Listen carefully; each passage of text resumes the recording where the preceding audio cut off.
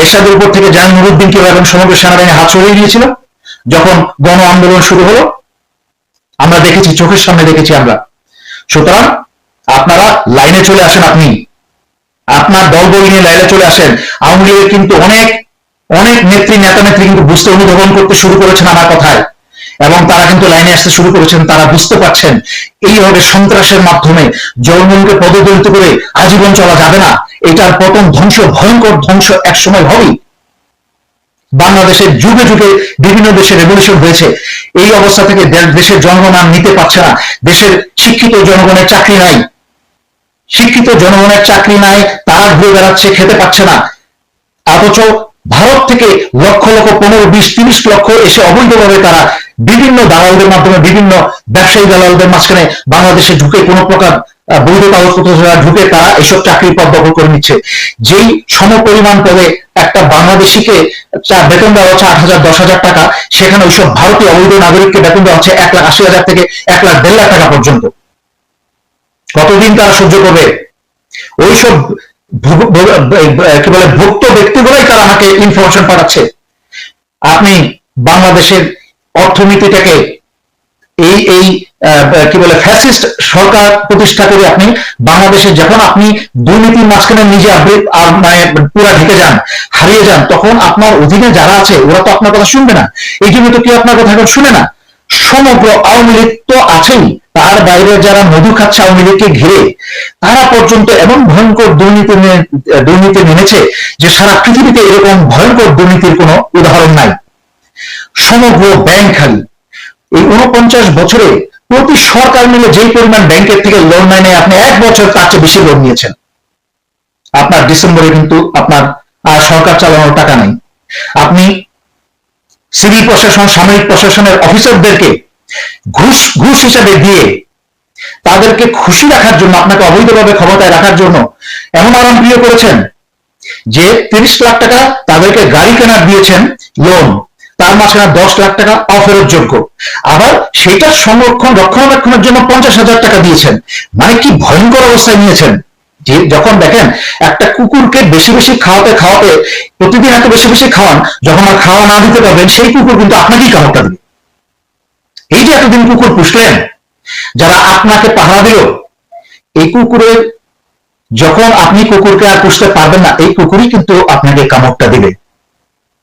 মনে রাখবেন, কেউ কিন্তু আপনি মনে করছেন আজকে আপনার আপনার কি বলে এটাকে নিরাপত্তা উপদেষ্টা জেনারেল তারেক আপনাকে হয়তো বলছে সেনাবাহিনী ঢেলে সাজিয়েছে। আপনার কোনো গ্যারান্টি আপনি দিতে পারবেন না, মুহূর্তে মাঝখানে চেঞ্জ হয়ে যাবে। যারা আপনাকে এখন বাহবা করে মাননীয় প্রধানমন্ত্রী, কথার আগে সোনার বাংলাদেশ, কি বলে জাতির পিতা বঙ্গবন্ধুর উপযুক্ত কন্যা মাননীয় প্রধানমন্ত্রী, এই যে উপসংহার, এই যে লম্বা লম্বা তেল ঢালছে, আর আপনি হাসতে হাসতে বদন্যতায় হাসতে হাসতে শেষ। এই ফুর্তি থাকিবে না। মুহূর্তের মাঝখানে তেলও খাবে, মোটাও হবে, তাগড়া হবে, আপনার সাথে বেইমানিও করবে। কারণ বেইমানের সাথেই বেইমানি করে মানুষ। আপনার দেশের সাথে, জনগণের সাথে বেইমানি করছেন, আপনার সাথে আপনার পোশাক কুকুরগুলো আপনার সাথে বেইমানি করবে। আপনি, আপনার কোনো ক্ষমতা নাই যদি ওরা উঠে দাঁড়ায়। যখন দেখবে দেশকে, দেশের ভিতরে ভালোবাসা জেগে উঠছে তাদের, যখন জেগে উঠবে তারা চিন্তা করবে আমি কি করছি, আমি তো চলে যাব, আমি তো সারা জীবন জেনারেল থাকবো না, আমার ছেলে মেয়ে তো এই দেশে পড়াশোনা করছে, আমার ছেলে মেয়ে থাকবে, আমার স্ত্রী থাকবে, আমার আত্মীয় স্বজন থাকবে, ওদের কি হবে? আমি যে বাংলাদেশকে ভারতকে দিয়ে দিচ্ছি, আমি যে এরকম একটা দেশপ্রেমহীন প্রধানমন্ত্রী, অবৈধ প্রধানমন্ত্রীর কথা শুনে আমার পরবর্তী প্রজন্মকে আমি বিপদে ফেলছি। আমার ক্ষমতা যখন আছে তখন আমি আমার নিজের পরিবারকে নিরাপদ করছি না, কি হবে? আমার এই বেইমানির ফল তো আমাকে ভোগ করতে হবে। এই কথা চিন্তা করে একসময় আপনার পোষা কুকুররাই জেগে উঠবে। সুতরাং ভারতীয়দেরকে বের করেন, ভারতীয় দালালদেরকে বের করেন। রিবা গাঙ্গুলি ডায়লগ শোনাইতে আসলে রিবা গাঙ্গুলি পাঠিয়ে দেন, সময় নাই। আপনার মন্ত্রী, মিনিস্টার, তাদেরকে দেশপ্রেমিক এদের সাথে কথা বলতে বলেন। ওই মহিলাকে, ফাউল মহিলা সীমান্তে মানুষ মারে, আপনি আপনার আবেগের কথা শুনান যে সকালবেলা উঠে নামাজ পড়ে আপনার কি বলে গণভবনের ভিতরে একটা লেক আছে, লেকের পাশে আপনি বসে মাছ মারেন। আপনি যখন ওই কৃষকের পয়সায়, ওই প্রবাসী শ্রমিকদের পয়সায় আপনি যখন গণভবনে বসে মাছ মারেন, তখন একজন মাছ শিকার করতে গিয়ে সেই বিএসএফ এর গুলিতে নিহত হয়। সেই বিভাগানগুলি গিয়ে বলে সন্ত্রাসী এবং কি বলে এটাকে কি বলে অবৈধ মাল পারাপার বা স্মাগলিং এর কারণে এসব যতদিন বন্ধ না হবে এগুলা হরতাল বন্ধ হবে না। বিভাগানগুলি বুঝে নাই যে আপনি দেশ চালাইতে পারছেন না। আজকে নিজের দেলোয়ার যদি দেশ চালায়, বিভাগানগুলি সাহস হইতো একটা লোকে গুলি করার, উল্টা 3টা লাশ ফেলে দিত ইন্ডিয়া, তারপরে থেকে গুলি করার সাহস পেত না। কারণ জানে ভারতের গোলাম ক্ষমতায়, সুতরাং যা ইচ্ছা তা করতে পারে। যেখানে ভারতেরা একটা সাম্প্রদায়িক দেশ, তারা আরএসএস এর মতো, তারপরে আপনার সিএ, আপনার কি বলে এটাকে এনআরসি করে মুসলমানদেরকে ধর্মীয়ভাবে আলাদা করে তাদেরকে পিটিয়ে মারছে, জ্বালিয়ে মারছে, বাড়িঘর থেকে বিতাড়িত করছে, একটা সাম্প্রদায়িক জাতি ভারত। সেই বিভাগানগুলির দুঃসাহস হয় বাংলাদেশে এসে অসাম্প্রদায়িকতার ইঞ্জেকশন, কি বলে চেতনার ইঞ্জেকশন গুলোতে আসে। এখানে বাংলাদেশের মতো অসাম্প্রদায়িক দেশ খুব কম আছে পৃথিবীতে। আমেরিকা এতটা অসাম্প্রদায়িক না, যেখানে সাদারা কালোদেরকে মেরে ফেলছে, যেখানে সাদারা হিজাবি দেখতে আঘাত করছে। বাংলাদেশে আজকে হিন্দুরা মিলেমিশে থাকছে। আমি দেখছি ছোট একটা দল উচ্ছৃঙ্খল ইসকন এবং আরএসএস এর মতো সন্ত্রাসী জঙ্গির দল, তারা রাস্তায় মিথ্যা প্ল্যাকার্ড নিয়ে মিছিল করছে। সময় শেষ হয়ে যাচ্ছে, এদেরকে এমন মাইর দেওয়া হবে যে ভারতের পালাতে বাধ্য হবে, ষড়যন্ত্র বন্ধ করবে। দেশপ্রেমিক হিন্দু খুঁজতে হয় বাংলাদেশের গ্রামে গ্রামে যান। গরিব হিন্দু যাদের জমি কমতে কমতেই আপনার আওয়ামী লীগের লোকজনই জমি খেতে খেতে তাদের জমি নাই করে দিয়েছে, ওরা হচ্ছে দেশপ্রেমিক। আমি আগেও বলেছি, ঢাকা শহরে বসে থাকা পয়সাওয়ালা ব্যক্তির, পয়সাওয়ালা হিন্দুরা দেশপ্রেমিক না, এরা খায় বাংলাদেশের টাকা জমা ইন্ডিয়াতে, ভারতে। আপনার পাশে যারা দেখা যায় এই যে বিভিন্ন নাটক করে, বিভিন্ন রাজনীতি করে, এরা আপনার পাশে চাকরি, এরা হচ্ছে ভয়ের 1 নাম্বার এজেন্ট বাংলাদেশে। দেশপ্রেমিক হিন্দু হচ্ছে সাধারণ গরিব দুর্বল হিন্দুরা হচ্ছে দেশপ্রেমিক হিন্দু, এবং তাদের উপর অত্যাচার কে করছে? এই আপনার আওয়ামী লীগের, ছাত্রলীগের সন্ত্রাসীরা, তারা গিয়ে তাদের জমি দখল করে এইগুলো করে। বাংলাদেশে এই পর্যন্ত যতগুলো হিন্দুদের বাড়ির জমি দখল হয়েছে, আপনি বলতে পারবেন কোন একটা জামাত বা কোন একটা ইমানদার ভালো মুসলমান করেছে এটা, বা কোন একটা দেশপ্রেমিক আরেকটা মুসলমান করেছে? সবগুলোই করেছে আপনার দলীয় সন্ত্রাসীরা। এবং যখনই আওয়ামী লীগ ক্ষমতায় আসে এগুলো শুরু হয়। আপনি বলেন মার্শাল্লার কথা, আপনি বলেন মার্শাল্লার কথা। আপনি যতবার আওয়ামী লীগ ক্ষমতায় আসে ততবারই যতবার আওয়ামী লীগ ক্ষমতায় ছিল না ততবারই আওয়ামী লীগ বিরোধী দলকে ক্ষমতা থেকে পতনের জন্য সেনাবাহিনীর সাথে সরাসরি যোগাযোগ করে অনুরোধ করেছে কু করার জন্য। 1996 সালে আপনার দলের অনুযায়ী কু করার চেষ্টা করা হয়েছিল। তখন আমি 46 ব্রিগেডে ছিলাম।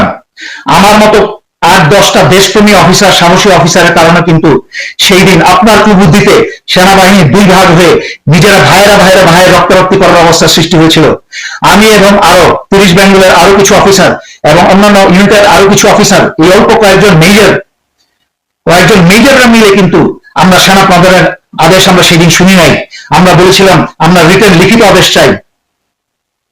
তখন আমরা শুনি নাই। যদি শুনতাম সেই দিন ডিভিশনে গোলাগুলি হতো, রক্তক্ষয় হতো। সেই অনুরোধটা ছিল আপনার কু করার। আপনি পূর্ববর্তী বিএনপি সময়ে আপনি জেনারেল মাসুদকে অনুরোধ করেছিলেন কু করার জন্য, আপনি সরাসরি করেছিলেন জেনারেল মাসুদকে। সুতরাং আপনি নিজের মুখে বলেন মার্শাল তুলে দেওয়ার জন্য, অথচ আপনি সবসময় কু চেয়েছেন। আপনি যখন কু চান আর এখন কু ভয় পান, আকাম কুকাম বন্ধ করেন। আপনি পুলিশের ভিতরে অসন্তোষ সৃষ্টি হয়েছে। আপনি সবাই কিন্তু পুলিশের ভিতরে প্রদীপ না, আপনি পুলিশের ভিতরে টিয়ে বন্ধ হয়ে গেছে। পয়সার বলে পুলিশ টিয়ে দিতে পারছে না। আপনি পুলিশের বিশাল একটা অংশের যোগ্য পুলিশ অফিসারদেরকে প্রমোশন দেওয়া হচ্ছে না। তাদেরকে দিয়ে ভারতের সুপারিশ করা ওইসব দেশদ্রোহীদেরকে প্রমোশন দেওয়া হচ্ছে। যে কয়েকদিন আগে আমি একজনের ঘোষের নাম বলেছি, প্রিজন সেলে, কারা বিভাগে তাকে 42 জনকে ডিঙিয়ে তাকে প্রমোশন দেওয়া হয়েছে। এই যে খারাপ সময়টা আপনি তৈরি করছেন, এইসব নিয়ম ভেঙে অসন্তুষ্টির সৃষ্টি করে যখন বিদ্রোহ হয়, এইসব সকল বিদ্রোহ টুকরা বিদ্রোহ যখন এক সুরে একসাথে মিলে যায়, তখনই কিন্তু একটা বিস্ফোরণ ঘটে। এবং সেই বিস্ফোরণের কিন্তু দেরি নাই। ওই যে বলেছি, আপনার পোষা কুকুর যাদেরকে বাড়ি গাড়ি দিয়ে তেল মেরে বিভিন্ন কন্ট্রাক্ট দিয়ে ঠিকার গাড়ি দিয়ে সশস্ত্র বাহিনী অফিসারদেরকে কোটি কোটি টাকা বানিয়ে দিয়েছেন, আস্তে করে যখন হালুয়া তো তারা খেয়ে গেছে, এই টাকা তো নিতে পারবেন না, আস্তে করে সরে যাবে, আপনাকে একটা ছেড়ে দিবে। কি হবে তখন? কোনো গ্যারান্টি আছে?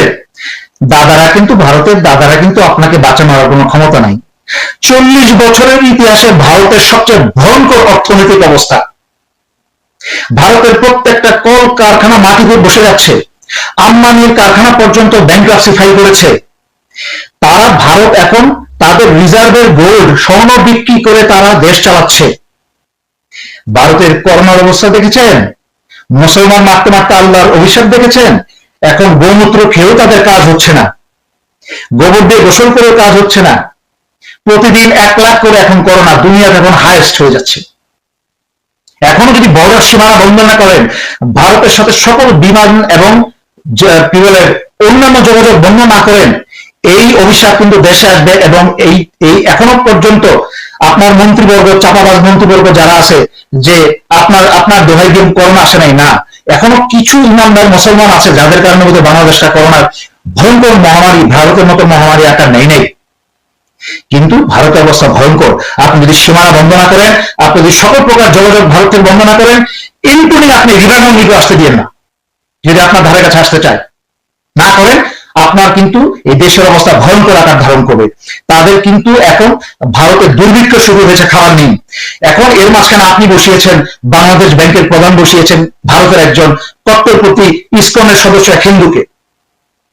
এরা কিন্তু এখন বাংলাদেশ ব্যাংকের রিজার্ভে হাত দিবে ভারতের অভাব মেটানোর জন্য। আপনি কিন্তু এই রিজার্ভের এই পয়সার অভাবেই আপনার পতন যদি ঘটে, এই পয়সার অভাবেই ঘটবে। আর সেখানে বাংলাদেশ ব্যাংকের রিজার্ভ কিন্তু এরা নিয়ে যাবে। আগে নিয়েছে কিন্তু একজন, বলেছিলাম আমি। সুতরাং এদেরকে বিদায় করেন। আপনি চায়নার দিকে মনোযোগ দেন, আপনি চায়নার দিকে যান। ওদের কাছ থেকে অর্থ এনে আপনি যে একটা ভালো পদক্ষেপ নিয়েছেন, আপনি তিস্তা প্রকল্প কাজে হাত দেন, ওদেরকে সিস্টার সিটি করতে দেন। একই সাথে আপনাকে আমি একটা সুন্দর উপদেশ দেই, যেটা আপনি অতীতের কিছু পাপ মোচন হতে পারে এবং আরো স্থায়ী হতে পারেন। আপনি দ্বিতীয় তিস্তা ব্যারাজ শুরু করেন, প্রকল্পে হাত দেন চায়নাকে সাথে নিয়ে। ভারত তিস্তা না, এখানে ফারাক্কা ব্যারাজ, দ্বিতীয় ফারাক্কা ব্যারাজে আপনি হাত দেন। আপনি দ্বিতীয় ফারাক্কা ব্যারাজের প্রেজেন্টেশন দিয়ে চায়নার কাছ থেকে অর্থ এনে দ্বিতীয় ফারাক্কা ব্যারাজ শুরু করেন। ভারত আমাদের উপর দাদাগিরি করার আর কোন রাস্তা পথ থাকবে না। এই জনগণ আপনাকে জীবনের নিরাপত্তা দিবে। আর বাংলাদেশের নদী বাঁচান, বাংলাদেশের উত্তরবঙ্গের এবং অন্যান্য জায়গার সমস্ত শহর গ্রাম বাঁচান নদীর ভাঙন থেকে। বন্যার সময় আসলে সব সুইচ খুলে দেয়, গেট খুলে দেয়, বন্যায় ভেসে যায়, খরার সময় ফোঁটা পানি দেয় না। দাদাদের আস্ফালন বন্ধ হয়ে যাবে। এমনি তো ভারত শেষ। হিন্দুত্ব চালু করতে গিয়ে, হিন্দুত্ব দেশ বানাতে গিয়ে ইসকন RSS আবিষ্কার করে নিজেরা শেষ, দেশ ধ্বংস।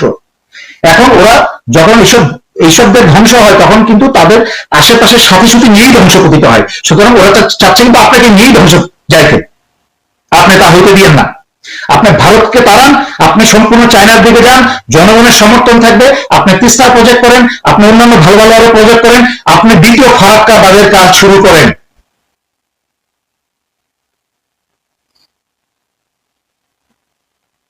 আপনি প্রবাসীদের উপর অত্যাচার বন্ধ করেন। প্রবাসীদের টাকায় দেশ চলে। এখন প্রবাসীদের টাকায় দেশ চলে। সেই প্রবাসীকে আপনার গোবর সমস্তিষ্ক পলা ব্যক্তি, আপনার foreign minister, his N idiot, একটা পাগল হয়েছে। ভালো একটা উন্মাদ একটা লোককে আপনি বসিয়েছেন বলে বিদেশি শ্রমিকরা বাংলাদেশে আসলে জমিদার হয়ে যায়, নবাব হয়ে যায়। আরে ওই বেটা বোঝে না, সে যে বেতনটা পাচ্ছে, সে যে গাড়িতে চলছে, যে সরকারি গাড়িতে থাকে, ওই প্রবাসীদের শ্রমিকদের পাঠানো টাকায় সে নবাবি করে দাঁড়ায়। আর এত বড় দুঃসাহস করতে হয় সেই প্রবাসী শ্রমিকদের বিরুদ্ধে এভাবে কথা বলে। আর আপনার পুলিশে কিভাবে ফেসবুকে লেখার জন্য বিভিন্ন অজুহাত দিয়ে 200-250 শ্রমিককে আপনি জেলে ভরে রাখেন। ওদেরকে ইমিডিয়েট, এদেরকে সবাইকে মুক্তি দিন, বিনা শর্তে মুক্তি দিন, তাদেরকে কাজ করতে দিন। ওরা জীবনটাকে স্যাক্রিফাইস করে দিয়েছে এই দেশের জন্য। নিজে না খেয়ে নিজের বউ বাচ্চার কাছ থেকে দূরে থেকে অমানবিক জীবনযাপন করে বাইরের দেশে একটা রুমের মাঝখানে যেখানে 2 জন ঘুমানোর কথা সেখানে 10 জন 12 জন 15 জন ঘুমায়, একবার ভাত খায়, কেউ